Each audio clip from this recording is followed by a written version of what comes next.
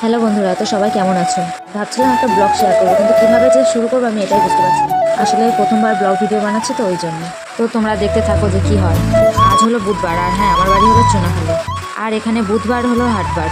বাড়ি থেকে বেরিয়ে চলে এলাম বাজারে। বাজারে এসে ফার্স্ট সেলুন দোকানে চলে এলাম ছেলের মাথার চুল কাটে। বাইরে প্রচণ্ড বৃষ্টি হচ্ছে। ও কিন্তু মুখ গোমড়া করে চুলটা কেটে নিল। চুল কেটে নেওয়ার পর হাসিটা দেখো। চুল কেটে নিয়ে চলে এলো আইসক্রিম খাবে। তো এই দোকানে এসে ওর বাবাকে বলছে আইসক্রিম খাবে। তো আইসক্রিম কেটে ওরা খাওয়া শুরু করে দিল। আর তারপরে ওদেরকে নিয়ে আমরা আবার চললাম বাজারের দিকে। আর এখানে অনেক চারা গাছ বিক্রি হচ্ছে। তারপরে দেখতে দেখতে চললাম সোজা বাজারের দিকে। তারপরে ছেলে মেয়ের বায়না যে ওদের জুতো কিনে দিতে হবে। তারপরে সামনে জুতো দোকানে চলে গেল ওর বাবাকে নিয়ে। আর হ্যাঁ, আর একটা কথা, এই যে কেমন করে ছোটো বেড়া হচ্ছে এই বড়টা, এরও জুতো কেনা হয়েছিল, কিন্তু জুতো যখন কিনছিল তখন ভিডিওটা নেওয়া হয়নি। তারপরে জুতোটা ওর বাবা ওর পায়ে পরিয়ে দেখছিল যে ওর পায়ে সাইজটা ফিট হচ্ছে কিনা, ঠিকঠাক হচ্ছে কিনা। আর আমি চলে গেলাম ওর কাছ থেকে একটু আইসক্রিম খেতে। তারপরে বাবুর পায়ে জুতোটা পরিয়ে দেখলাম যে কেমন লাগছে। দেখলাম যে ভালোই লাগছে, আমার তো জুতোটা ভালো লাগছে। তো এই জুতোটা কিনে নিলাম। আর ও শুধু হাত বাড়ি বাড়ি দেখাচ্ছে একদম ছোট বাচ্চাদের যে মজার জুতোগুলো, ওইটা নাকি। তারপরে দোকান থেকে বেরিয়ে এদিক ওদিক দেখতে দেখতে চললাম সোজা বাজারে। আর দেখো, বুধবারের বাজার মানে হাটবার, আর ভিড়টা শুধু দেখো বাজারের ভিতরে, তার মধ্যে হচ্ছে বৃষ্টি। তো মেলায় এলে যেমন মানুষের ঠেলা খেতে হয়, তেমন হাটবারে এসেও মানুষের ঠেলা খেতে খেতে সামনে এগিয়ে যাচ্ছি। কিছু সবজি বাজার করব। তো দেখা যাক কী কী সবজি নিতে পারি। আর এই সামনের সবজি দোকানে চলে এলাম সবজি নিতে। একটা কথা কিন্তু বলতেই হবে, এই বর্ষার সময় সবজির যা দাম। আমি কিন্তু জানি এই সবজিটার নাম কাঁকরোল। তোমাদের ভাষায় তোমরা কি বলো সেটা কমেন্টে জানো। এখান থেকে কাঁকরোল আর ওলটা নিয়ে নিলাম। নিয়ে সামনের দিকে এদিক ওদিক দেখতে দেখতে গেলাম যে একটু সবজি নেওয়া যায়। আরও এখান থেকে নিলাম হচ্ছে কাঁচা লঙ্কা, উচ্ছে, আরও কিছু কিছু সবজি নিয়েছিলাম যেগুলো ভিডিও আমি করতে পারিনি ভিডিও, ঠিক আছে।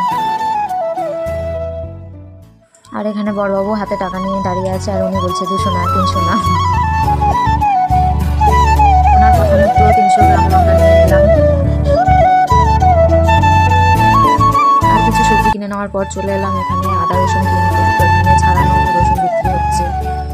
তো এখান থেকে কিনে নিলাম আদা রসুন পেঁয়াজ।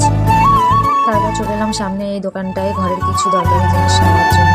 আর ওনার হাতে আছে হচ্ছে ঈদের মরার বিষ। তো উনি বারবার বলছে জায়গায় খাবে জায়গায় মরবে, তো কারো লাগলে বলবো না, মানে ইয়ার্কি মাছ। তারপর চলে এলাম মাছ বাজারে। কি গন্ধ মাছের। চিংড়ি মাছটাকে নিয়ে নিলাম, ছেলে খাবে বলে।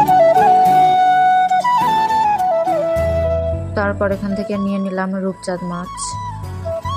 তারপর তো আমি ভাবছিলাম যে এত বড় নদীতে এত তাড়াতাড়ি মাছ কীভাবে কেটে নিচ্ছে। আমার তো মাছ কাটতে গেলে সারাদিনটাই মনে হয় লেগে যায়।